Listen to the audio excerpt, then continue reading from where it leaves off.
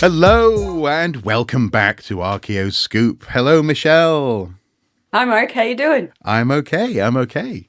This is our second episode, and I know I said it was going to be fortnightly, but it has to be weekly for this episode in order to get into the rhythm of going Nightly, fortnightly. I win. Send, yeah, send nightly. Jane Austen wins out apparently. Um, but no, I'm really pleased actually with how people responded to us doing Archaeoscoop and going, going in this direction with just appreciating interesting archaeological news stories. And providing good news for the week. Do you want to go first this week?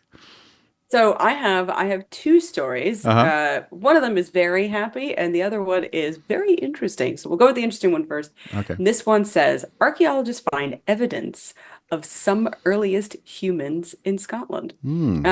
And they in the article they do have pictures of the pieces that they found. So stone tools found on the island off the west coast date back to around 9,500 years ago, the Upper Paleolithic period, the LUP. Hmm. Discoveries also include an quote enigmatic group of stone circular structures, it was not druids, which appear to be below modern day sea level. Like, Hmm. that is pretty interesting. That is really cool. Yeah. Local archaeologists on the scene, Martin Wildgoose and Karen Hardy, Sorry, professors Martin. of Martin Wildgoose. That's a brilliant name. Classic, Yeah. amazing name. Yeah. Yeah, poor Karen. Her name Karen Hardy. But yeah, Yeah. you can't outdo Wildgoose. I'm No. sorry. A professor of prehistoric archaeology at Glasgow University made the discoveries, which confirmed that early humans ventured further north than previously thought. Hmm. These finds have been announced in a paper published in the Journal of Quaternary Science. Professor Hardy says, in her own words, that this is a hugely significant discovery which offers new perspective on the earliest human occupation yet known in the northwest of Scotland. Mark, what's the Upper Paleolithic period? Well, it depends on where you are in the world, but broadly speaking, it goes from around 2 to 300,000 years ago up to. 10,000 years ago? Well, actually, no. So the whole Paleolithic is 2 to 300,000 years ago, up to about 10,000 years ago. The Upper Paleolithic is the last sort of 10 to 20,000 years of that. So yeah, yeah, It was a late Paleolithic culture yeah, of reindeer hunters in Northern Europe, known for their distinctive, the Tench flint points yeah. and mobile way of life as the Ice Age ended. That's all we know. Okay. So basically modern humans. Yeah, Homo Yeah. sapiens. Okay, cool. That's it. Yeah, that is interesting. And I like the way you had to sort of say no, not druids. It wasn't the druids. But in my head, I go straight to the that audio that's been trending lately. The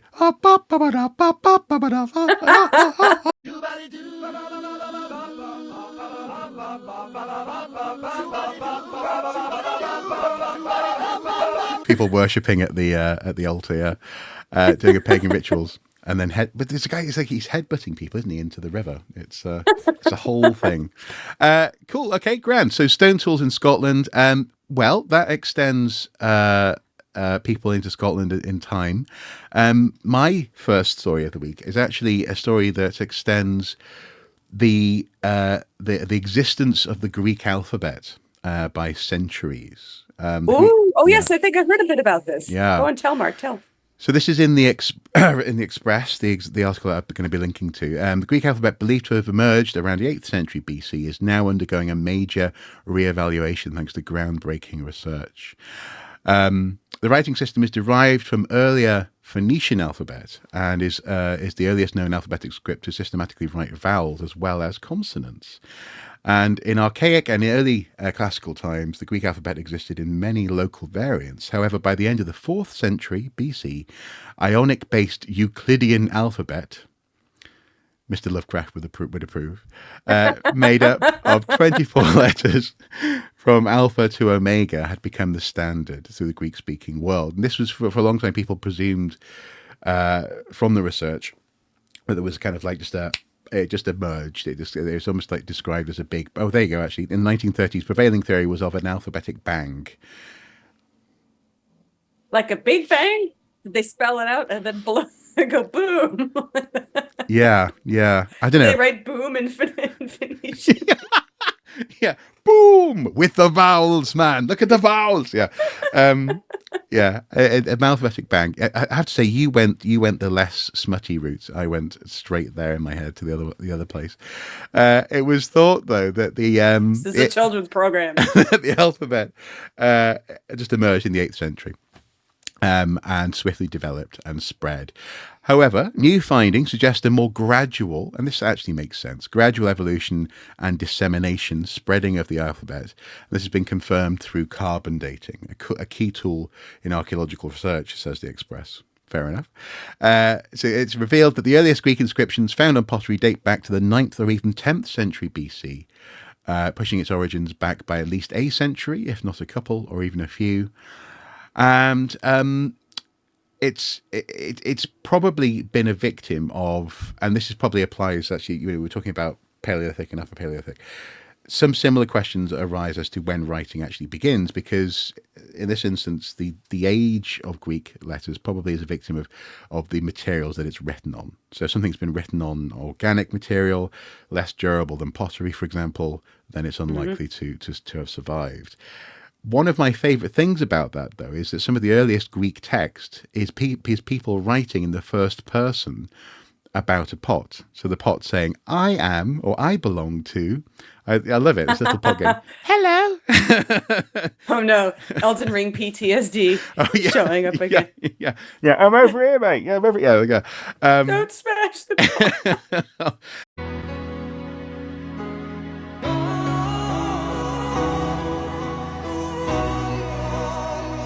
Oh, yeah. And that whole room. Yeah, that whole place. Oh, yeah. So dark. But speaking of dark, this also, as the article says here, this reevaluation challenges the notion of a long, dark age in Greece, where no alphabetical writing took place for a period of about 4 centuries. It also There were prompts no dark. There's no no, dark no. ages. It also No. prompts reconsideration of ancient literacy in the Aegean region, and potentially changes our understanding of cultural milestones, including those of Homer's Iliad and the Odyssey. So it has implications, but the alpha and the omega obviously is a phrase that people know the world over, and it seems as though it's just a little bit older than we've previously thought. So it's nice. It's nice to know that, and it's also nice to see. Just I don't know this article. Just to say, this article wasn't filled with too many, apart from the use of the phrase "dark age," too many sort of fawning Greekisms. Like, oh, Western culture started in Greece, like that kind of thing. People often do that. Go to the Daily Mail, you'll see it there. So yeah, pretty cool. And I guess, I don't know, will this have implications for things like Linear A and Linear B, perhaps? Something to Well, think about? we shall have to wait and see from Yeah, A to B. yeah, nice. I see what you did there. So what's your second story then? So the second story is actually a very happy one, Uh-huh. and this one is University of Edinburgh returns indigenous Well done, skulls by to the way. Well Japan. done. What do you mean, well done? I know what I'm about, Mark. Don't talk to me like that on this program. Really?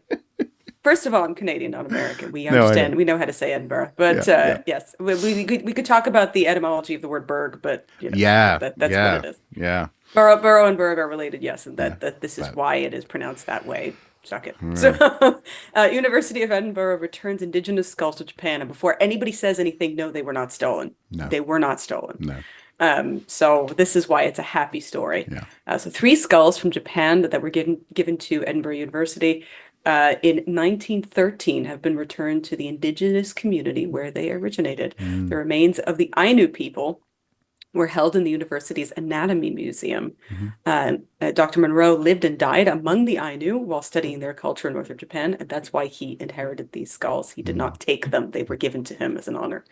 The skulls were repatriated in a traditional Ainu cemetery at the university, and they will soon be interred at the museum and the memorial site in Hokkaido, which is where the Ainu people are. mm, Dr. Monroe graduated from Edinburgh University's medical school before becoming a cruise ship doctor and then director of Japan's Yokohama Juzen Hospital. He became interested in anthropology and archaeology and moved to the village of Nibutani in Hokkaido to be among the Ainu community. And so that's it. The Ainu lived in self-governing communities across the island and maintained their own traditions under Japanese imperial rule. Dr. Monroe sent more than 2,000 artifacts with an E, materials and samples of human remains back to the university with permission. Obviously, he did not take them. He said he saw parallels between the Hokkaido Ainu and their plight and what was happening with the British Empire. And Dr. Monroe had an affinity with them, and the Ainu was starting to lose their traditions and values. And he was annoyed about it. And they still are, unfortunately. I mean, the Ainu language is now recognized by UNESCO as critically endangered, and there's only a handful of fluent speakers left, and there are no monolingual speakers either. So No. it's very nice that this is being returned to the Ainu community. Yeah. Yeah. Okay. Just to clarify for folks at home or folks who are listening, there is currently drilling occurring in Michelle's household or above her household. So if any words dropped out there, it's the drilling. It's not the signal. Yeah, but cool. My apologies. I was not warned about it, and there's unfortunately nothing I can do about it. No, but no, interesting story, and also interestingly, oddly enough, we were talking about this, weren't we, in terms of minority languages and efforts to preserve them. And obviously, I have some sympathy and empathy with that, having grown up bilingual in Wales, especially at a time when they were trying to legislate to encourage the preservation of a current standard of Welsh and then actually maybe increase the number of Welsh speakers over time. And I think you were talking about it in the context of Quebec, and not to get too political, because obviously Quebec has some very interesting things in terms of French. Interesting is a very kind word.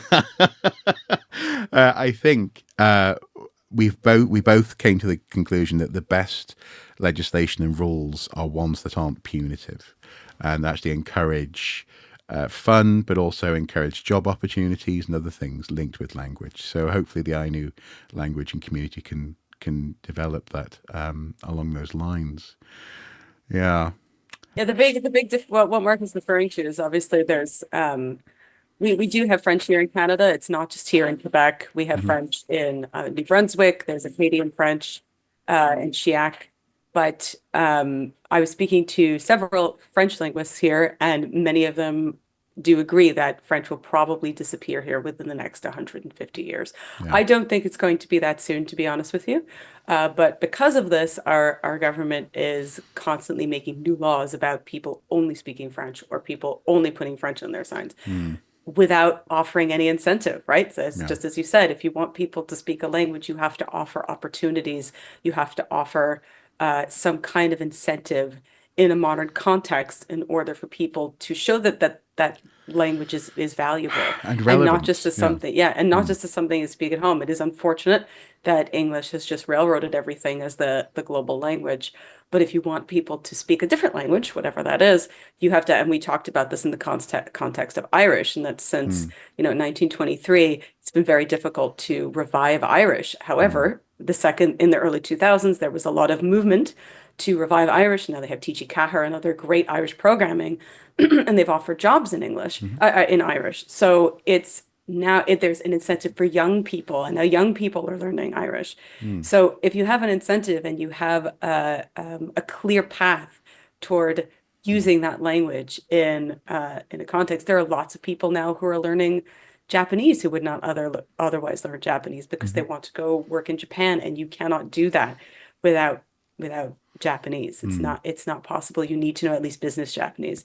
So that's why language is so. If you want to preserve a language, it has to be obviously there's cultural importance and there's cultural inheritance there. But in order for that language to continue to the next generation, there not only has to be a next generation, but there has to be some kind of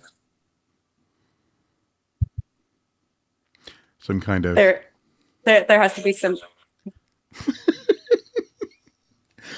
That's the English language drilling you. That's what it is. This is what happens when I talk about other languages other than English. Yeah. The drills come and they go, no. can't talk about anything else. Well, No. but on that note, though, yeah, it's a very good point, and actually, also, people in charge of these sorts of policies and initiatives need to also understand the value of people just understanding a bit of a language as well. So I have lots of Irish friends who don't uh, don't have a reason to be fluent, but they know words. They know how to ask to go where's the toilet, or where's the, how to order a coffee, this kind of thing, and that kind of casual familiarity, even if it's not fluency, does in fact help to keep the language alive. And but it's the all or nothing approach. It's, as you say, it's like, you will only have this language on your signs, means that if someone doesn't already speak it, then either they're not going to know what's there, and therefore an immediate business opportunity is lost, or if they're not interested in learning that language, they're not going to come back. Whereas actually just having a sort of I would describe it as playful, a playful approach to language and the use of language, and having it be open and welcoming. Of course, we haven't got it perfect in Wales. There are lots of people, especially English speakers in Wales, who will say that definitely it's not perfect.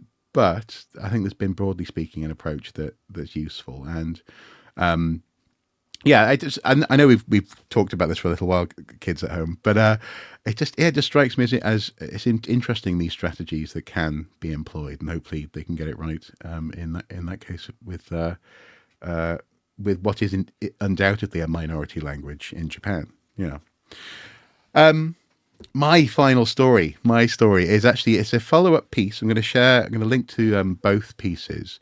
There's a follow-up piece by Alex Moss, BBC News Yorkshire, examining, the headline is a gladiator bitten by a lion. So it's a skeleton that has wounds that are from a lion's jaws. And it's the initial headline was basically talking about how bites on gladiator bones prove combat with lion. Woohoo! It's very exciting from that standpoint. But actually, the follow-up piece talks about how the importance of the city archaeologist, John Oxley, making a decision 20 years ago to examine and to enable excavations on the site of I think, development on a street about half a mile outside the city centre, enabled these remains to be uncovered and then to be examined over time, and so on and so forth. Interestingly, this particular graveyard, 80 skeletons excavated, most of whom had been beheaded, which is not common.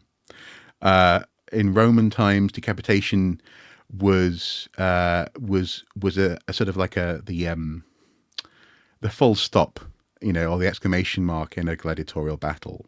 Someone was dying, they'd have their heads chopped off at the end, and people would cheer, and so on and so forth. It was the final act, as it were, in the entertainment. Are all of these skulls together in one grave site? No. So you have, my understanding, at least from the description, is that you have 80 individual burials, but quite often skeletons would have their heads visibly separate, or indeed in some cases even have their heads placed by their knees, which in other instances we hear about this in a few different places, actually, where people are taller than average and they can't fit into the standard coffin. Was giants, Mark. Yeah. It was giants. And they can't fit into the people 200 years ago were really giants, and you're just trying to hide it. Yeah, Tartaria. They were stuck at they wouldn't fit into the local coffin makers' coffins, standard size. So they'd sometimes have heads chopped off every now and then. I think one example was what did they do with the heads? Well, they would end up by their knees. There was a particularly tall gentleman. Not hugging it. No, I think. Cradling the head. But no, I think one particularly tall burial in an Irish chapel, I think, from memory, but I can't remember exactly where, had that issue. But in this case, no, it seems that this is likely a graveyard of gladiators. So the lion bite is one bit of evidence possibly towards that. But the other one is so many people having their heads chopped off. There was another person who has been found. The archaeologist here describes the memory of seeing one individual buried with huge iron rings around his ankles, and this is quite an It was unfortunate, vampires work. quite an unfortunate detail. Uh, these shackles, Mr. Oxley said, would have been red hot when they were likely fixed on him when they were alive. In the process, it would have caused the man injury, and given that the wounds healed and were evident. Oh, did they fuse to him? Oh, Well, gross. the healed wounds were evident on his ankle bones. So clearly the hot irons burned through because the flesh around your ankle isn't that big, isn't that thick. Clearly impacted the bone. There was overwhelming sense of horror that not only this individual I had would gone say through, so. yeah, through this brutal process of having his rings put on, but that he's somehow in a situation where he's either fought to his death or been executed as well. Yeah, among the skeletons, there was one that had preserved signs of an especially gruesome death. Oddly enough, we're not there yet. This decapitated man between 26 and 35 had various bite marks on his hip, and the initial analysis concluded that it had been done by a lion, a large carnivore. Now, the Well, it reason makes why... sense. I mean, the lion's eating his ribs. He's got to have Yeah, his lunch. no, exactly. Interestingly, though, this if we zoom out a little bit from the individual human horror of it, there is the intriguing, tantalizing prospect that this hints at York having an amphitheater. So Ah, other places in especially Roman England we know had them. So Chester, center of the hmm. universe, Caerleon, York is likely therefore to be a similar size prospect. I think didn't Silchester have an amphitheater as well? I seem to recall. But anyway, the point is it's never been found.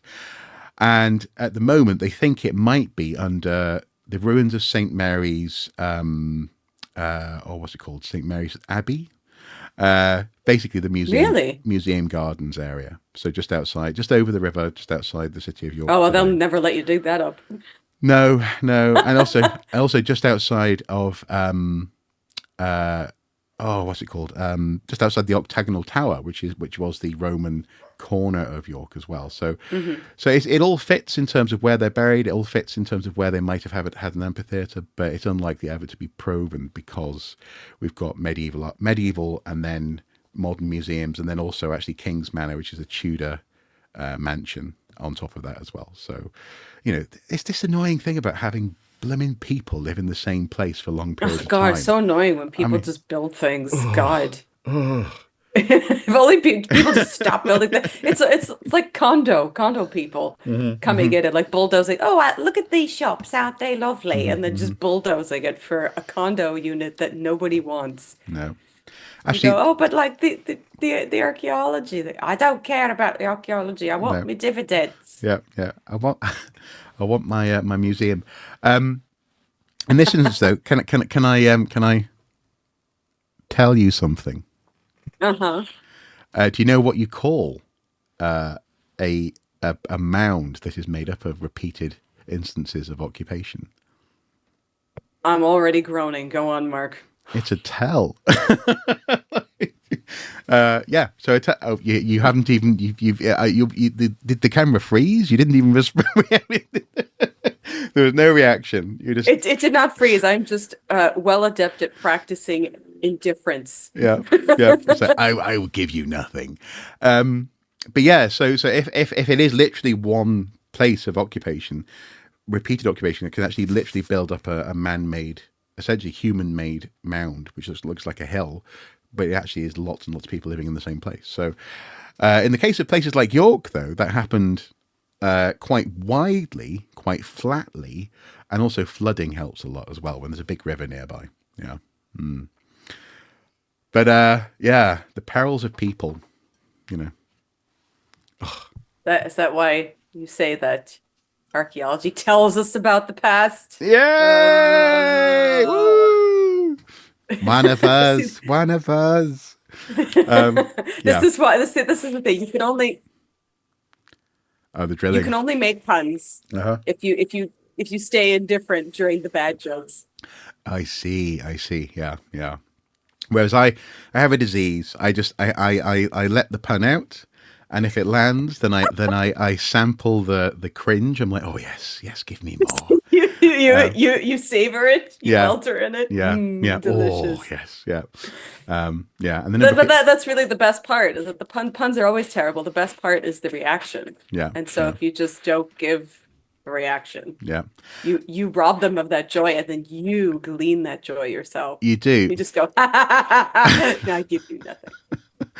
but then there are instances where a genuinely good pun can get you a high five. So I'll end on this. There's a really good pun here, where the old Hornblower TV series, Yarn Griffith, and I think it's based on a book series anyway, as well, where there's this bad guy called Wolf, and Wolf, I think he's from maybe the Irish Navy or something, is sneaking onto this ship, and he's dressed up in the British clothes or whatever. And I said, "Oh, there's a wolf in ship's clothing."